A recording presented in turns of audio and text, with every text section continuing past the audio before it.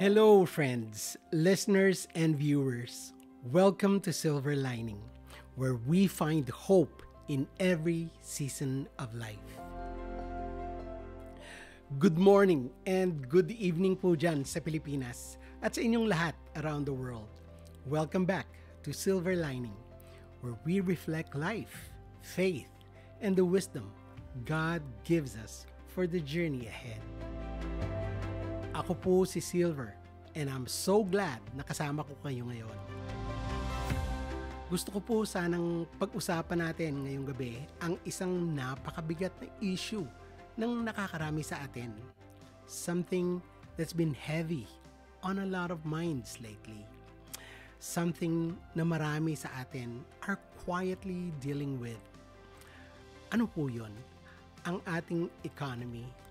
Hindi lang dyan sa Pilipinas, pati na rin po dito sa amin sa US at sa buong mundo. Ano pa yung mabigat na bumabagabag sa atin? Ang ating finances or financial uncertainty. Lahat tayo ay apektado. Kahit pa sa mga taong akala nila ay preparado sila sa anumang pagbabago ng finances. Lalo na sa mga walang inaasahan kundi ang kanilang mga sweldo sa trabaho o sa konting kinikita sa negosyo. Marami sa mga kaibigan ko dito sa US ang nakakaramdam ng sakit, mahirap na hindi maramdaman ang pressure. Kailan lang, I had a few heartfelt conversations with friends na pinapanood nila ang kanilang 401k na bumababa at ang kanilang IRAs o retirement account na lumiliit dahil sa market shift.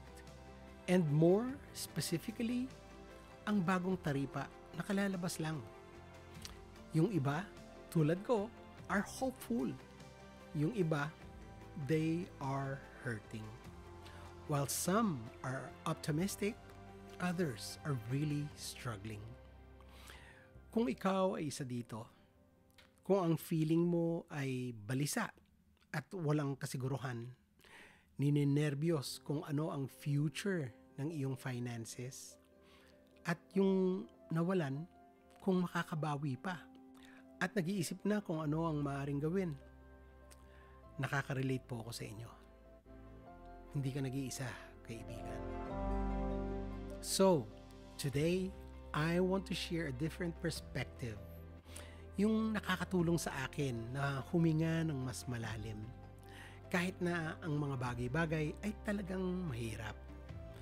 Mga kaibigan, ang episode na ito ay para sa inyong lahat. Na-inspire ako sa sinabi ng aking Club 7882 brother sa California, si Master Chief Randy. Sabi niya, naalala niya noong nasa Navy Corps pa siya, doon sa 8-miler physical training nila. Sumisigaw sila ng no pain, no gain. Sabi niya, sa nangyari ngayon, it reminds me exactly what we're going through right now.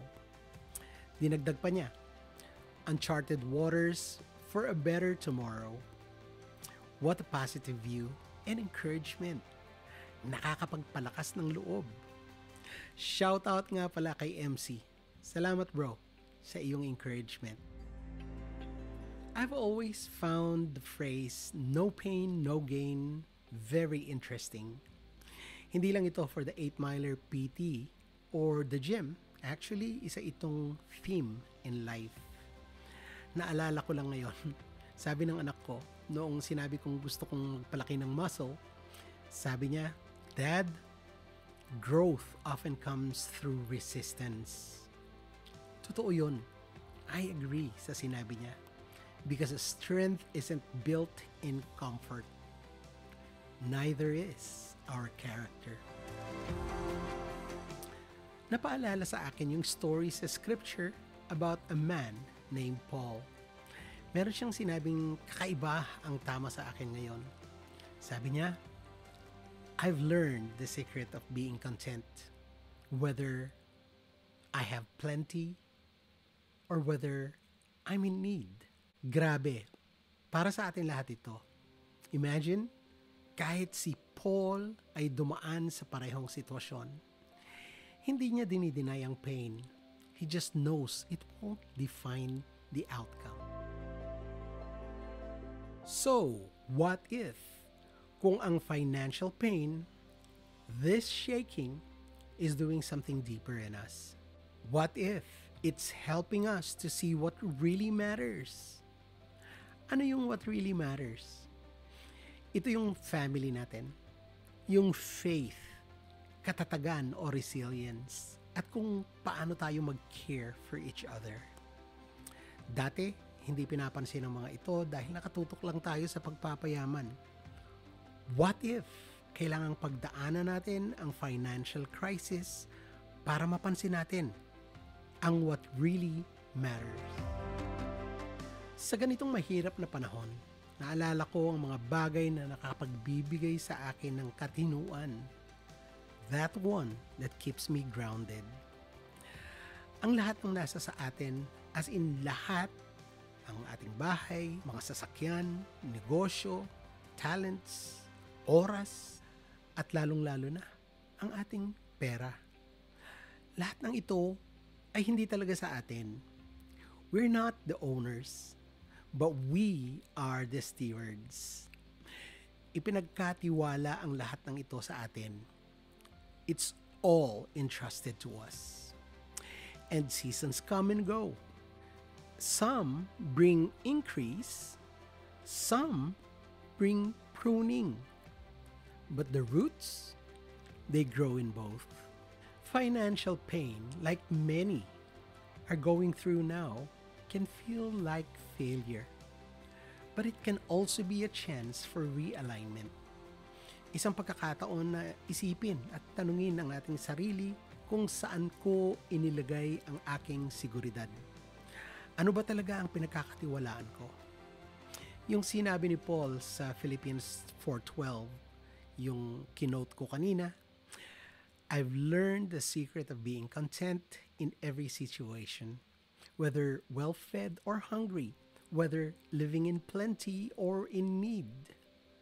Yung peace na naramdaman niya rito, hindi yun galing sa yaman niya o sa perfect economy. Galing yun from knowing who holds your future, kahit ano pa ang mangyari ngayon. Ang good news na kailangan nating isipin, economic systems recover. Ipinapakita ng history that markets rebound. Ang bumababa ay tumataas din. Meron pang mas powerful dyan. Ano yon? That we, the people, recover. You, my friend, will recover.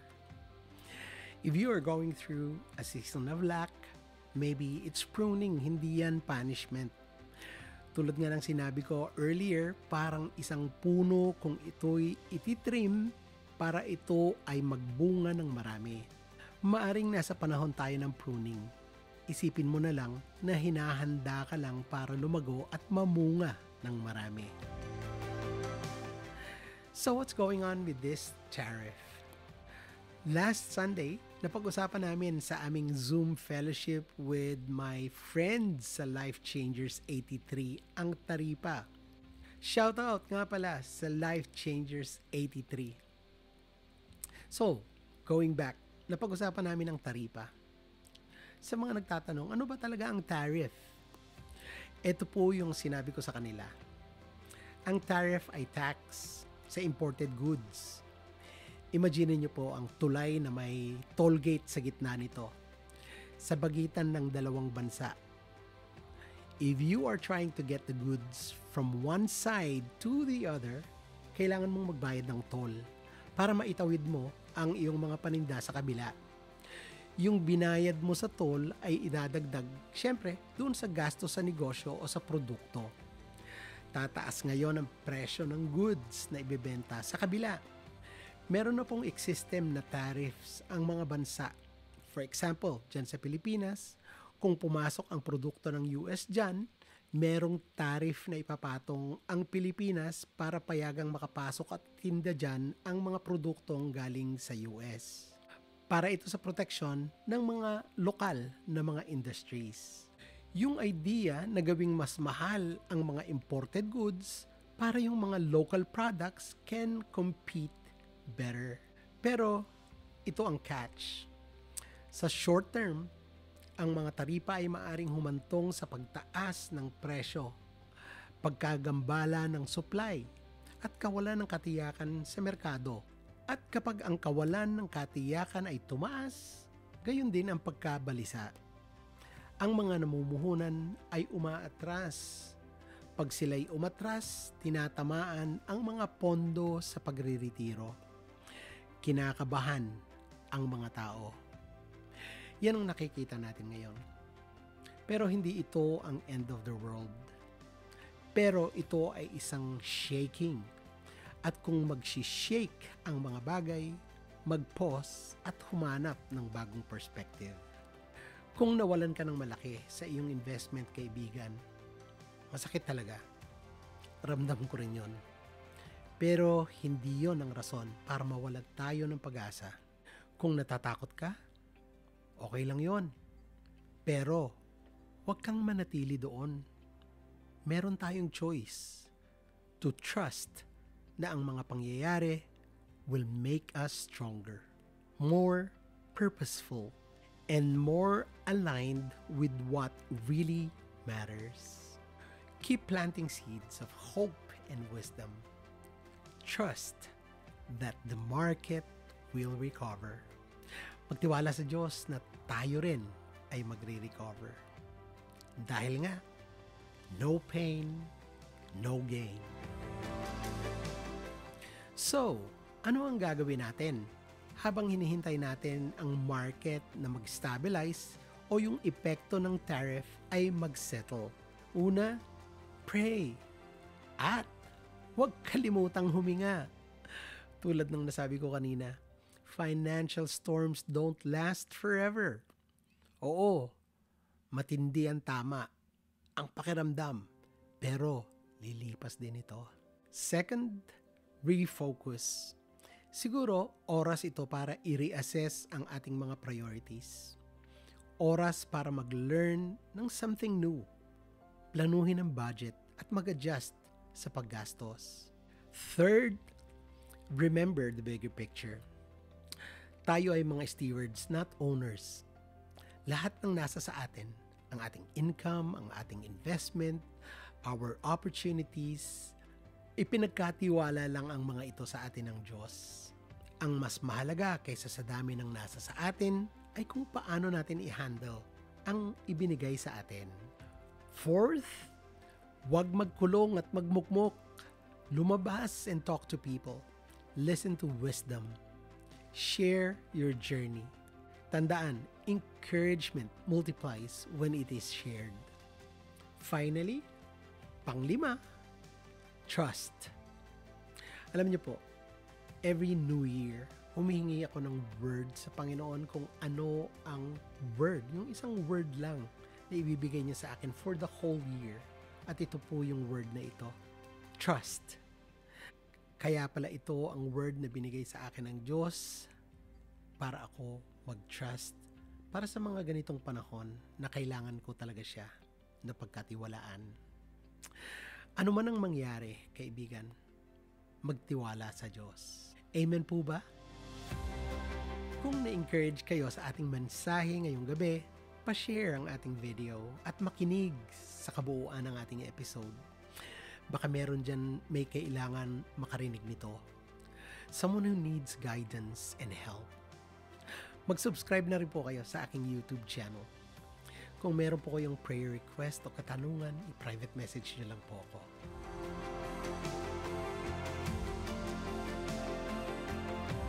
Bago tayo mag-pray, maglaan tayo ng ilang sandali upang kilalanin ang kabutihan ng Diyos sa ating buhay. Sa bawat hininga, sa bawat pagsikat ng araw, sa bawat challenges na ating pinagdaraanan, ay isang paalala ng kanyang faithfulness. Lumapit sa Diyos, maging intentional na magtiwala, at ihanda ang ating mga puso para sa eternity. Nasaan ka man ngayon, kaibigan, inaanyayahan kitang huminto sandali, huminga ng malalim, at samahan ako sa panalangin. Tara, pray na tayo. Ama naming Diyos sa langit, sa mundong nagbabago at walang katiyakan. We thank you for being our anchor. For every listener na nagdadaan sa financial strain, pag-aalala, o financial loss, please, Lord, bring peace that goes beyond understanding. Ipaalala sa kanila ang mga sandaling ito ng sakit ay hindi ang katapusan ng kanilang story. Help us to see beyond what we've lost and trust in what you're building kahit na hindi namin ito nakikita. Teach us to be patient in the waiting, to find purpose in the pruning, and to grow stronger through every season. May we be wise stewards and hopeful hearts, even when it's hard. As we walk forward, may we never forget that you are with us, guiding, restoring, and turning even our trials into something beautiful. Thank you. This is our prayer. In Jesus' precious name, we pray. Amen and Amen. Sana'y nakapagbigay po ang ating episode ngayon ng encouragement sa inyong lahat. Yan po ang ating episode ngayong gabi dito sa Silver Lining. Until next time, may we live wisely knowing that every day is a gift. At laging tandaan, let's not just believe in God, let's live for Him. Salamat po muli. Ako po si Silver sa pahintulot po ng ating Diyos na nagbibigay liwanag, karunungan at pangunawa. Nandito muli ako next week. Bye! God bless. Remain steadfast in your faith and shalom.